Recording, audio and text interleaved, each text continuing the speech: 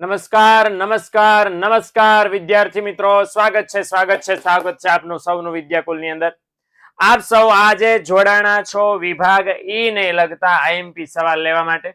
પ્રથમ સામયિક પરીક્ષામાં 7 ચેપ્ટરમાંથી જે સવાલ 5 માર્ક્સમાં પૂછાય એવા છે, અને પ્લસ આજે એક બોનસ ટીપ તમને સાથે સાથે આપતો જવાનું છે લેક્ચરના અંતમાં, એટલે છેક સુધી લેક્ચરને જોજો.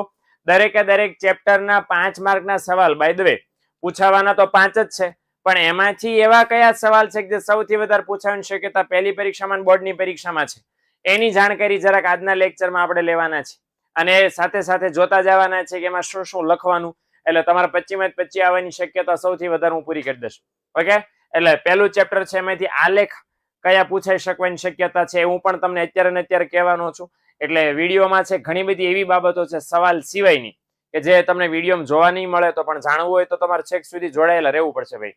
ચેપ્ટર એવી વસ્તુ કહેતો જઈશ કે જેના વગર તમે બોર્ડની પરીક્ષા છે ઇકોનોમિક્સની આપશો તો તમારા માર્કમાં જાજો બધો ઘટાડો થશે, પણ જો ધ્યાન રાખશો તો જાજો બધો વધારો થશે. ઓકે, ચાલો. સૌથી પહેલું ચેપ્ટર છે અર્થશાસ્ત્રમાં આલેખ. ભાઈ આમાં 5 માર્કના સવાલ ગયા છે પૂછાય. જો જનરલી પહેલા ચેપ્ટરમાંથી વાર્ષિક પરીક્ષા મતલબ બોર્ડની પરીક્ષામાં છે સવાલ પૂછાતા નથી, કારણ કે આકૃતિક આલેખ હોય છે, આકૃતિ હોય છે દોરવાની. પણ પ્રથમ સામયિક પરીક્ષામાં તો હોય છે. પ્રથમ સામયિક પરીક્ષામાં તો પહેલા ચેપ્ટરમાં પ્રશ્ન પૂછાવાની શક્યતા છે, અને એટલા માટે આ પોસિબલી 2 સવાલ એવા મોટા કે જે પૂછાઈ શકે. પહેલો કયો, ઇન્ટરનેટ ટેકનોલોજીના ઉપયોગ વિશેની માહિતી, અને બીજો સવાલ કયો કે કમ્પ્યુટર ટેકનોલોજીના ઉપયોગ વિશેની માહિતી. ઓકે, એટલે આ 2 છે. આમાં 6 એક મુદ્દા છે. આમાં કેટલા મુદ્દા છે? 6 મુદ્દા છે. ઓકે, એ તમારે સમજાવવાના થાય. નાના છે, 6 છે પણ નાના એક જ મોટો છે. અને આમાં 5 મુદ્દા છે, એ તમારે સમજાવવાના થાય. ઓકે, અને 5 મુદ્દામાં 5 માર્ક છે. હંમેશા એ નિયમ યાદ રાખજો કે 5 માર્ક્સના તમામ સવાલમાં જો ચોપડીમાં 5 કરતા ઝાઝા મુદ્દા આપ્યા છે તો તમારે 5 મુદ્દા સમજાવવાના છે, બાકીના નહીં. ઇન કેસ 2 એવા અપવાદ છે, બરાબર ને, એક તો ઊંચા જન્મદર માટેના કારણો અને ફુગાવાના કારણો, કે જેમાં 5 મુદ્દાવાળો નિયમ લાગુ નથી પડતો, કારણ કે બધા નાના છે. હું તમને આવશે ત્યારે કહીશ. હવે ચલો, આ ચેપ્ટરમાંથી આકૃતિ પૂછાય છે. 48 નંબરનો સવાલ એ આકૃતિ છે દોરવા માટેનો હોય છે. હવે એમાં કયા કયા પ્રકારની આકૃતિ પૂછાઈ શકે છે જરાક પ્રકાર કહી દઉં છું. એમાંથી 4 માંથી એક જ પૂછાશે, ગેરંટી. સાદી સ્તંભાકૃતિ અત્યારે પ્રથમ સામયિક પરીક્ષામાં પૂછાશે, યાદ રાખજો. ઓકે, આ નો પૂછાય તો શું પૂછાઈ શકે? તો કે પાસેની સ્તંભાકૃતિ.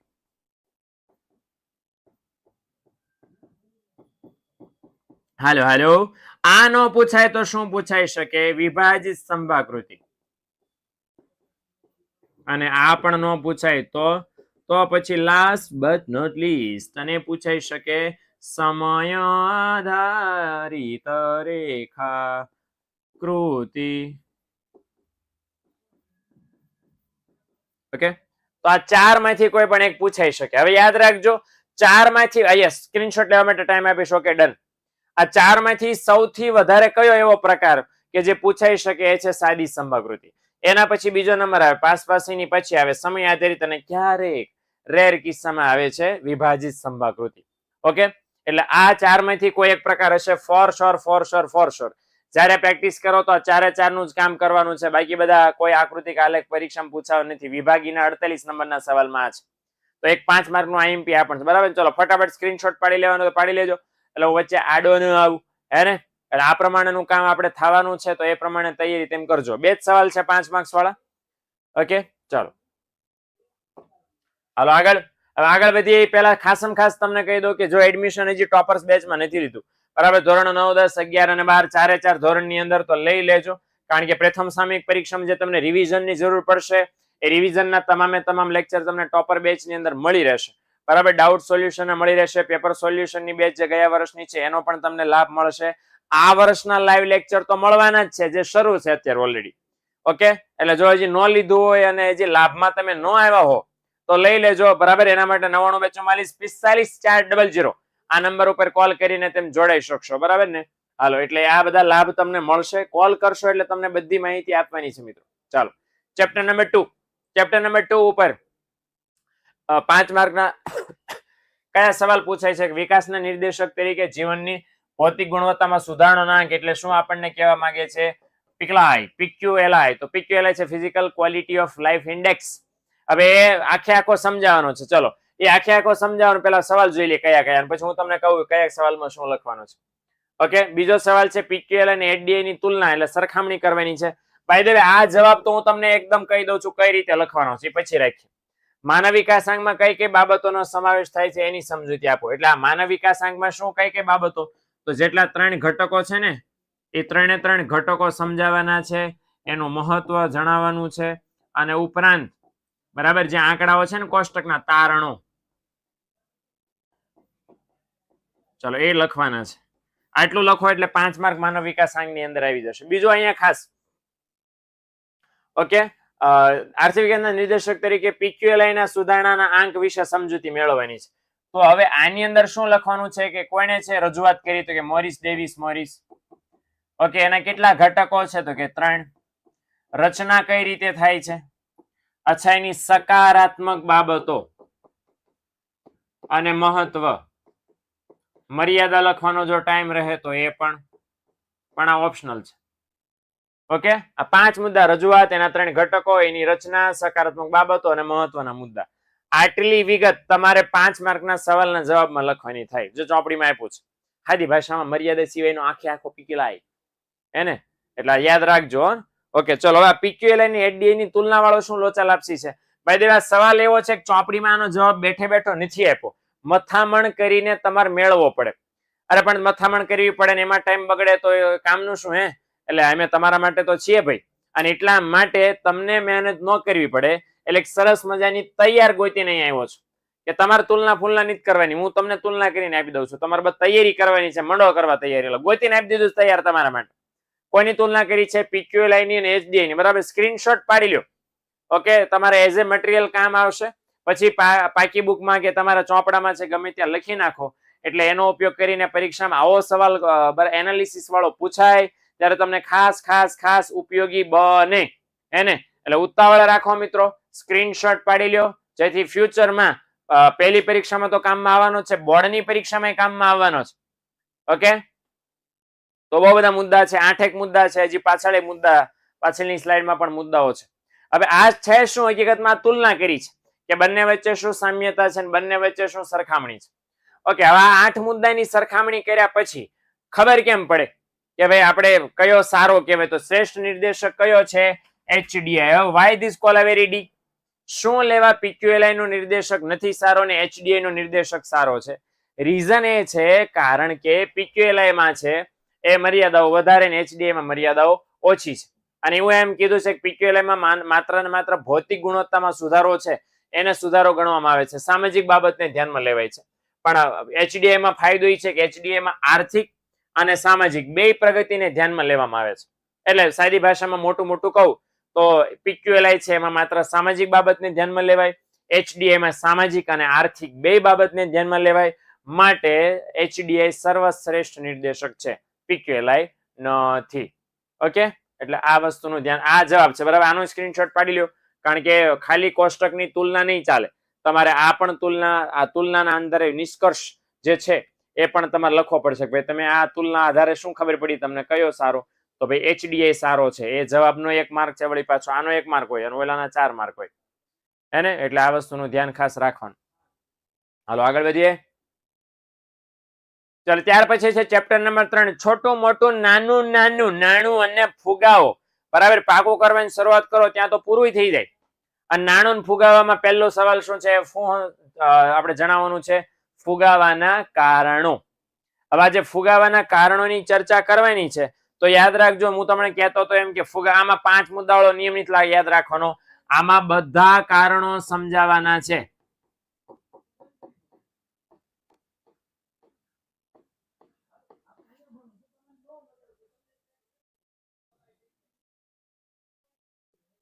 સમજણ પડી? બધા A to Z. માંગમાં વધારાના 3 કારણો, ખર્ચમાં વધારાનું કોઈ કારણ છે, અન્ય 3 કારણો. બરાબર ને? એટલે બધું કરવાનું છે. સર ઇકોમાં સેક્શન ડી ના લાવો પ્લીઝ. સેક્શન ડી ના સવાલ ઓકે આવી ગયા છે દીકરાઓ. સેક્શન ડી ના 12મા ધોરણના શોર્ટ ટ્યુબ કોક ભાઈ છે એને કહું છું, લોંગ ટ્યુબ ઓલરેડી લઈ લીધા છે વિભાગ ડી ના સવાલ ભાઈબંધ. ઓકે, અને એ બી સેક્શન બાકી છે, તો હવે વળી પાછા આપણે લઈને આવવાના છે, હે ને? એટલે 11મા ધોરણમાં યસ આ ડી જે સેક્શન છે 11મા ધોરણમાં ઇકોનો, તો એ પણ લઈને આવવાનો છું, એટલે ટેન્શન નહીં લેતા. હા ને, આ શોર્ટ ટ્યુબ ભાઈ જરા ઝાઝી ડિમાન્ડ લાગે છે સાહેબ, D D D D D D D D. અરે ટેન્શન ના, ઓલરેડી લઈ લીધું છે બરાબર ને, ગોતો એટલે મળશે તમને. ઓકે, શું કરવાનું છે, વિદ્યાકુલ ગુજરાતી ચેનલ છે ને એમાં જાજો, અને એમાં લાઈવ સેક્શનમાં જાજો, એ ચેનલ ખોલીને લાઈવ સેક્શનમાં થોડુંક સ્ક્રોલ કરશો એટલે તમને મળશે. હા, શોર્ટ ટ્યુબ ભાઈ જે તમારું નામ છે. ઓકે, ટેન્શન નહીં લેતા ભાઈ બહેનો. ઓકે, ચાલો, અવાજ ઓછો આવે છે, અમે ઊંચેથી બોલીશ. ચાલો, તો ફુગાવાના બધા કારણો સમજાવવાના છે. સાટા પ્રથા, સાટા પદ્ધતિનો મતલબ આપી, સાટા પ્રથાની મર્યાદાઓ કેટલી છે, સાટા પ્રથાની 3 મર્યાદાઓ છે, 3 મર્યાદાઓ સમજાવવાની છે. હવે આ યાદ રાખવાનું ખાસ કે સાટા પદ્ધતિની વ્યાખ્યા લખવાની અને પછી એની 3 મર્યાદાઓ સમજાવવાની થશે. ઓકે, એટલે બે જ સવાલ મેં મૂક્યા છે, કારણ કે ત્રીજા ચેપ્ટરમાંથી 2 જ સવાલ 5 માર્કમાં પૂછાય એવી શક્યતા વાળા છે. યાદ રાખજો, કાનમાં કહું છું, ફુગાવાના કારણો ખાસ ભૂલાય નહીં. ઓકે, ફુગાવાના કારણો ન ભૂલાવા જાય. હાલો, આ તરફથી વિદ્યાકુલ તરફથી, યુથ વિદ્યાકુલ તરફથી એવી સરસ મજાની બુક્સ, ગ્રામર ગીતા દાખલા તરીકે છે, 9 થી 12 માં ગુજરાતી મીડિયમ માટે પણ છે, 9-10 ઇંગ્લિશ મીડિયમ માટે પણ છે, એ પણ મળે છે. ધોરણ 10 અને ધોરણ 12 ના જેટલા પણ મિત્રો છો, તમારા માટે ઓલરેડી પેપર સેટ બહાર પાડી દીધા છે. કોમર્સ વાળા માટે તો બખ્ખા બોલાવી દીધા છે. કોમર્સ વાળા માટે દરેક વિષયના 10 પેપર છે, 10 દરેક વિષયના. ન લીધું હોય ને તો બરાબર ને, તમે સૌથી ઓછા નસીબ વાળા કહેવાય, લઈ લેજો બરાબર ને, ફાયદો થશે તમને બહુ સરસ મજાનો. આર્ટ્સ વાળા માટે પણ આર્ટ્સના દરેક વિષયના 5 વિષયના પેપર સેટ છે. હવે અત્યારે નહીં લો તો ક્યારે લેશો? 5 મહિનાની બોર્ડની પરીક્ષાની વાર છે, લાભ ઉઠાવો, મહેનત કરો અને રિઝલ્ટ લાવો. હે ને, એટલે આ તમારા માટે છે, લઈ લ્યો. અને આના માટે જો તમારે લેવાની ઈચ્છા હોય તો ફોન કરો 97444548 અથવા 9744454949. ઓકે, આ નંબર ઉપર કોલ કરશો ભાઈ બહેનો તો તમારું કામ થઈ જશે. ચલો, ચેપ્ટર નંબર 4, 5 માર્કનો સવાલ જે સૌથી વધારે પૂછવાની શક્યતા વાળો છે, અને કયો છે, નાણાકીય નીતિ એટલે શું? અચ્છા, નાણાકીય નીતિની રચના કોણ કરે છે? By the way, RBI, reserve bank of India. હવે રિઝર્વ બેંક ઓફ ઇન્ડિયા જ્યારે નાણાકીય નીતિ ઘડે છે ત્યારે છે નાણાકીય નીતિના ગુણાત્મક સાધનો આપણે સમજાવવાના છે. મતલબ એમ થયો કે નાણાકીય નીતિની 3-4 વ્યાખ્યા ચોપડીમાં જે આપી છે એમાંથી કોઈ પણ એક વ્યાખ્યા જ લખવાની છે, બધી ઢીબી નાખવાની નથી. ઓકે, ચલો, બીજું કે નાણાકીય નીતિના ગુણાત્મક સાધનો સમજાવો તો કયા કયા છે? તો કે 4 સાધનો છે ને, 4 સાધનો સમજાવવાના થશે. તો 4 સાધનો ને એક વ્યાખ્યા. કેટલા થયા? 4 સાધનોના 4 મુદ્દા, વ્યાખ્યાનો 1 મુદ્દો, તો 5 મુદ્દા થઈ ગયા. 5 માર્ક, 1 માર્ક વ્યાખ્યાનો, 4 માર્ક સાધનોના. ઓકે, સલામતીની જરૂરિયાત, માર્જિનની જરૂરિયાત, ધિરાણની ટોચ મર્યાદા, ભેદભાવયુક્ત વ્યાજના દર. Okay, done. એટલે આ વસ્તુનું ખાસ મિત્રો ધ્યાન રાખજો. સર તમે જે ક્વેશ્ચન કરો તો એ કરીએ તો 100 માં 100 આવી જાય બરાબર. મહેનત કરવાની ગણતરી હોય ને, તૈયારી કરવાની ગણતરી હોય ને તો બધું આવે. ઓકે, બધું આવે, પોસિબલ છે, પ્યોર સંપૂર્ણ પોસિબલ છે. પણ તમે કેટલું પાકું કરો છો, પેપરમાં કેવું પ્રેઝન્ટ કરો છો, તમારી મહેનત 5 મહિનાની કેવી છે એના પર બહુ મોટો આધાર છે. હું તો હાલો કાંઈ હમણાં 20 મિનિટમાં ભાગી જવાનો છું, પણ પછી મહેનત તમારે કરવાની છે. 3 કલાક કાંડું તમારે તોડવાનું છે. એ તમે વ્યવસ્થિત નહીં લખો તો મારું કોઈ આઈએમપી કામનું નથી. આપણે કૃષિ ક્ષેત્ર વાળા પાઠમાં એવું કહેવાય છે ને કે જમીન ગમે એટલી સારી હોય, બિયારણમાં કઈ ઠેકાણું ન હોય તો, હે ને? એટલે મહેનત બહુ અગત્યની છે. મહેનત નહીં કરો તો ગમે એવું સારું આઈએમપી તમને મળશે. આઈએમપી મળી ગયું છે પણ તમે પાકા ન કર્યા તો શું કામના સવાલ? એટલે પાકા કરવા જરૂરી છે. કરશો ને દીકરાઓ તો શ્યોર વાત છે, 100% વાત છે, આવડશે. પહેલી પરીક્ષામાં કામમાં નહીં લાગે, બોર્ડની પરીક્ષામાં શ્યોર કામમાં લાગશે જ. કરેલી મહેનત કોઈ દી નિષ્ફળ નહીં જાય, ત્યાં પાકી વાત છે, હે ને? એટલે એને ધ્યાનમાં રાખીને પણ તૈયારી કરશો તો ટકા આવશે, માર્ક આવશે. અને એકવાર ટકા માર્ક આવશે ને તો આગળ તમને વધારે ટકા લાવવાની, માર્ક લેવાની મહેનત કરવી પડશે, અને એ ગેરંટી છે. ઓકે, હાલો, બીજો સવાલ, મધ્યસ્થ બેંકનો અર્થ આપી એના કાર્યો સમજાવવાના છે. તો મધ્યસ્થ બેંકના કાર્યો 2 છે. કયા કયા? નાણાકીય અને બિન નાણાકીય. ઓકે, તો આ બંને લખવાના છે અને બંને શોર્ટમાં સમજાવવાના છે. કે નાણાકીય 5-6 આપ્યા છે, બિન નાણાકીય પણ 3-1 જેવા આપ્યા છે. ઓકે, તો એ શોર્ટમાં સમજાવી શકો. હાલો, શાક સર્જન. તો શાક સર્જન તો આખું સમજાવવું પડે. વેપારી બેંકનું છે એ મુખ્ય કાર્ય છે. ઓકે, તો કોષ્ટક ને કે કયું તો કે એમાં જે ઓલી આગળની વિગત છે એ પણ સમજાવવાની, કોષ્ટક છે એ પણ સમજાવવું પડે, સૂત્ર છે એ પણ લખવું પડે, ઉદાહરણ પણ લખવાનું થાય. ઓકે, આ બધી વિગતો છે શાક સર્જન વાળા સવાલમાં લખવાની છે. ઓકે, હાલો, ચેપ્ટર નંબર 4 નો સ્ક્રીનશોટ પાડવાનો બાકી હોય તો પાડી દેજો ભાઈ.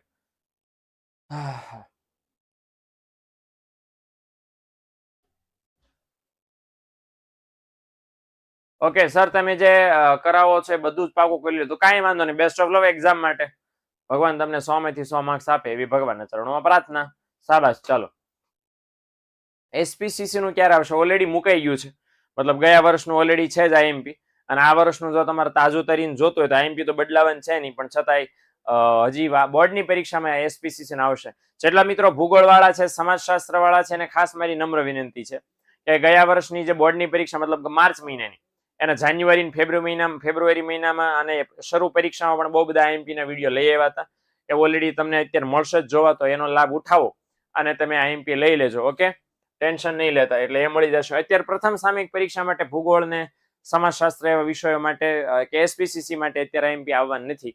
મેઇન વિષયોને અત્યારે લઈ રહ્યા છે, પણ ટેન્શન નહીં લેતા, બોર્ડની પરીક્ષામાં બધા વિષયોના આવશે.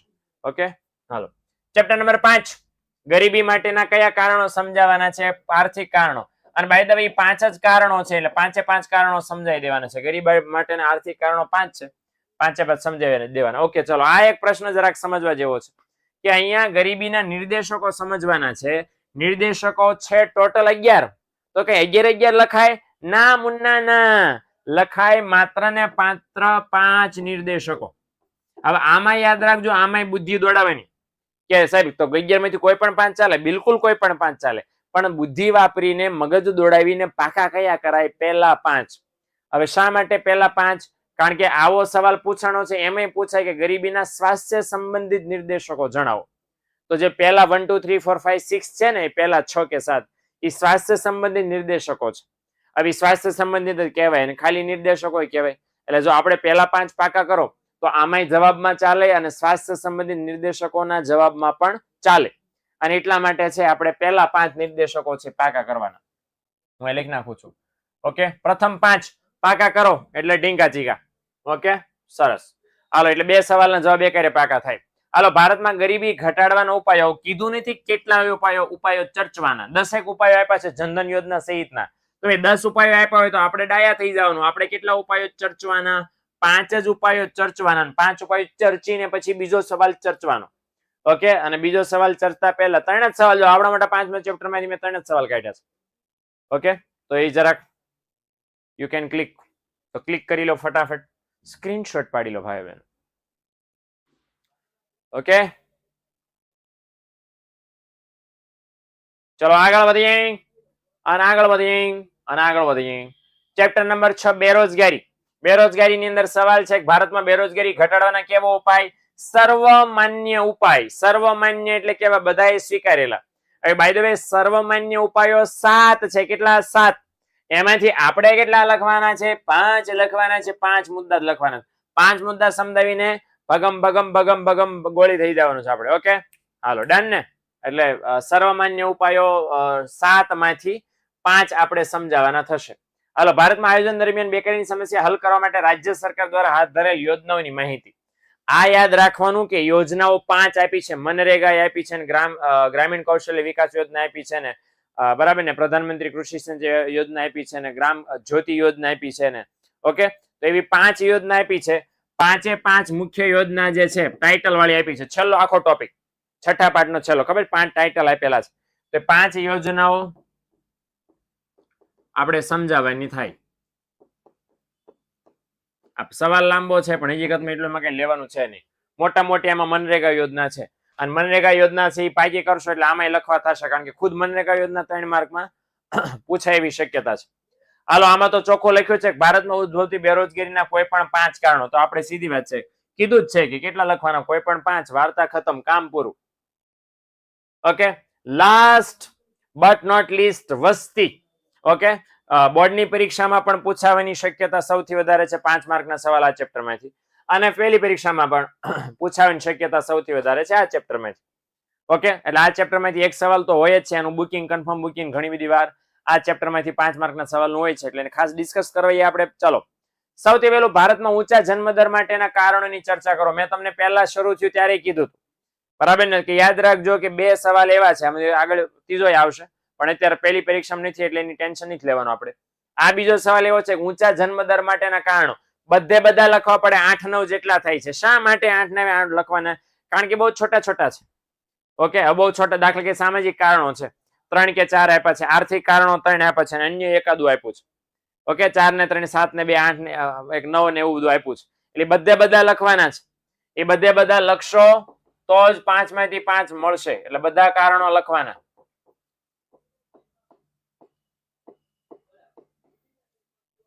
ઓકે, નકર ની ચાલે. હવે ત્રીજું વલણ સરસ મજાનું છે, ભારતનું જાતિ પ્રમાણ.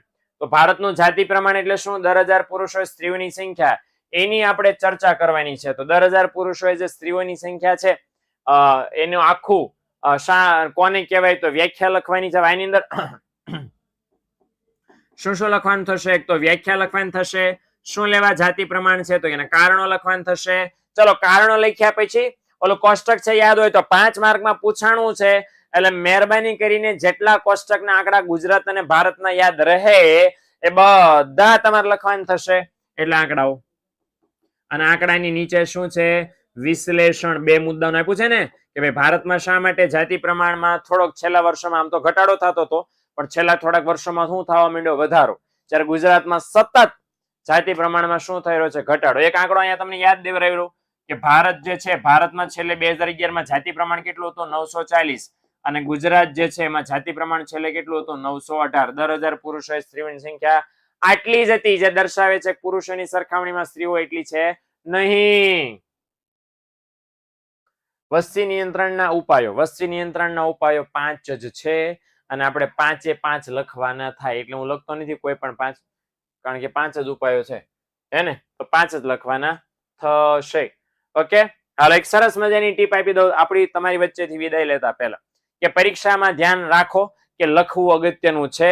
એટલે જ્યારે પણ અત્યારે હું આઈએમપી આપું છું ને આઈએમપી પાકા કરવા બેસશો તો ફોર શ્યોર તમે હમણાં ધમધમાવી નાખશો કે અરે સાહેબ આઈએમપી આવી ગયા છે, આઈએમપી આવ્યા એટલે હું ફટાફટ સટાસટ હમણાં પાકું કરી નાખું. જ્યારે તેમ પાકું કરવા બેસો તો આ વસ્તુનું યાદ રાખજો કે લખીને પાકું નહીં કરો તો ટૂંકા ગાળામાં ભૂલી જશો. એટલે જો લાંબા સમયગાળા સુધી યાદ રાખવું હોય, ઝડપી યાદ રાખવું હોય, સરળતાથી યાદ રાખવું હોય, લખીને પાકું કરો. કારણ કે એક વારનું લખેલું 10 વખતના વાંચ્યા બરાબર છે, હે ને? ઓકે સર, બોર્ડની એક્ઝામ બ્લુપ્રિન્ટ. ભાઈઓ બહેનો, એક તમારે ભલાઈ માટે એક બીજી વાત તમને કરી દઉં કે ઇકોનોમિક્સના પેપરની બોર્ડમાં કોઈ બ્લુપ્રિન્ટ હોતી નથી. માત્ર ને માત્ર ગુણભાર નક્કી હોય છે. કયા સવાલમાંથી કયો સવાલ કયા ચેપ્ટરમાંથી કેટલા માર્કનો પૂછાશે જિંદગીમાં કોઈ દી નક્કી નહીં થતો. બોર્ડવાળા દર વર્ષે ફેરવી નાખે છે. એટલે નહીં મારી પાસે કે નહીં બીજા કોઈ સર પાસે ઇકોનોમિક્સની બ્લુપ્રિન્ટ માંગતા. કારણ કે માંગશો અને એ પ્રમાણે તૈયારી કરશો ને એમાં એવું લખ્યું છે કે 5મા ચેપ્ટરમાં 5 માર્કનો સવાલ પૂછાય. આને બોર્ડવાળાના કાંઈ ઠેકાણા નથી. એટલે એ યાદ રાખજો, મહેનત બધી કરવી પડશે, બધા ચેપ્ટરને સરખું મહત્વ આપવું પડશે. કે સાહેબ આપણે ત્રીજું ચેપ્ટર છે મેં 5 માર્કનું ન કરવી તો હાલે? નહીં ચાલે, બરાબર ને? દર વર્ષે બ્લુપ્રિન્ટ એક સમાન નથી રહેતી, માટે છે આપણે બોર્ડવાળાને ભરોસો ન કરાય, બરાબર? અને જો તમને મારા પર વિશ્વાસ ન આવે તો ભાઈ બોર્ડના પેપર ઇન્ટરનેટ ઉપર મળે છે ખુલ્લે આમ, ડાઉનલોડ કરી લો, ઇકોનોમિક્સના પેપર જોઈ લો. કે દર વર્ષે ખાલી તમારે ઝાઝુ ન જોયું તો ખાલી એટલું જોજો, વિભાગ એના 10 MCQ દર વર્ષે એક સરખા ચેપ્ટરમાંથી નહીં હોય. વિભાગ ઈ ના 5 માર્ક વાળા સવાલ છે દર વર્ષે એક સરખા નહીં હોય, એક સરખા ચેપ્ટરમાંથી નહીં હોય. એટલે બ્લુપ્રિન્ટ ઉપર ફોકસ કરવાને બદલે પ્રશ્નોના જવાબ પાકા કરવા ઉપર, પાઠ સમજવા ઉપર, કોન્સેપ્ટ ક્લિયર કરવા ઉપર, મુદ્દા પાકા કરવા ઉપર, વિધાન સમજવા પાછળ ન્યા ધ્યાન આપશો તો વધારે ફાયદો થશે. બાય ધ વે એવું થશે આ બ્લુપ્રિન્ટ પ્રમાણે ફોલો કરવા જશો તો એની મહેનતમાં 2 સવાલ ઓછા પાકા થશે. બેટર છે ને કે કામ છે આ રીતે પણ કરી શકાય. ઓકે, એટલે આજની આ બોનસ ટીપ જે મેં તમને પ્રોમિસ કરી હતી એ આ એક નંબર 1, ઇકોમાં બ્લુપ્રિન્ટ ફોલો કરવાની નથી, એમાં મહેનત ફોલો કરવાની છે. આઈએમપી આપું એ આઈએમપી ફોલો કરવાનું છે, બરાબર ને? એટલે તમારા માર્ક શ્યોર આવશે. પણ બીજી વસ્તુ ખાસ, લખીને પાકું નહીં કરો, ભૂલી જશો, ઊંધું મારીને આવશો. એવું ન કરવું હોય તો તમારે શું કરવાનું છે? લખીને પાકું કરવાનું છે. આ વસ્તુનું ખાસ મિત્રો ધ્યાન રહે તો પરીક્ષા માર્ક આવશે. 3 તારીખે જે પરીક્ષા શરૂ થાય છે, best of luck. By the way વિભાગ બી નો વિડીયો 12મા ધોરણનો હજી પણ બાકી છે, એ હું લઈને આવવાનો છું, એટલે ટેન્શન લેતા નહીં. ઓકે, આવજો મિત્રો, ટાટા, બાય બાય, સી યા.